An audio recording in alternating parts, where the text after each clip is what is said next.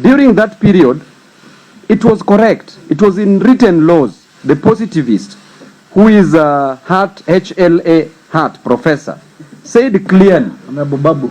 just Mheshimiwa, this point is very important and urgent because I don't want these elders to make wrong laws.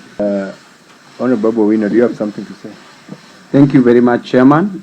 On this matter, I've really seen Honorable Didmus making a thorough presentation on the alternative dispute resolution mechanisms, which involves the inclusion of elders in conflict resolution, which I do agree with, that it is a very viable idea because our court system is so congested.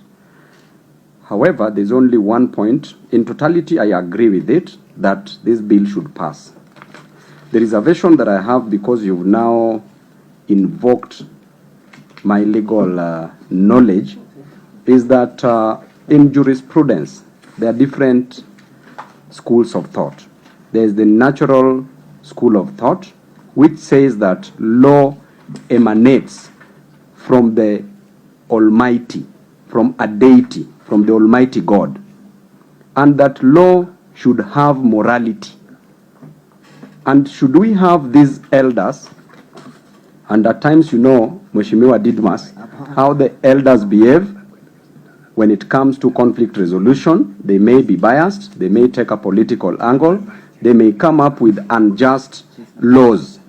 And from the natural school of thought, it states clearly that law should be just, that an unjust law is not law, as was opined by St. Augustine of Hippo in that natural school of thought, and also St. Thomas Aquinas were the two proponents of the natural school of thought.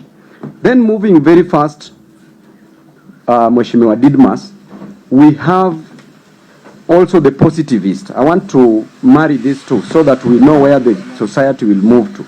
The positivist, as a school of thought, states that, Mheshimiwa, kidogo tu, the positivist school of thought states clearly that law should be written law, and that is what now at times we use in our constitution and also in the courts. And also the courts can make laws through the realism. That the positivists argue that a law should just be written, and that there need not to be morality as part of a law. That law can exist without morality.